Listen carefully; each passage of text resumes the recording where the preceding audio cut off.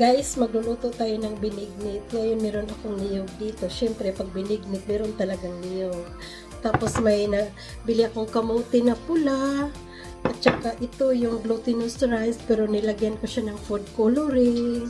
Tapos ito yung tapioca, pero niluto ko na siya. Oh. Luto na siya. Tsaka banana. Tsaka, yan, lagyan ko siya ng malagkit konti. Konti lang. Tapos, yan, asukal.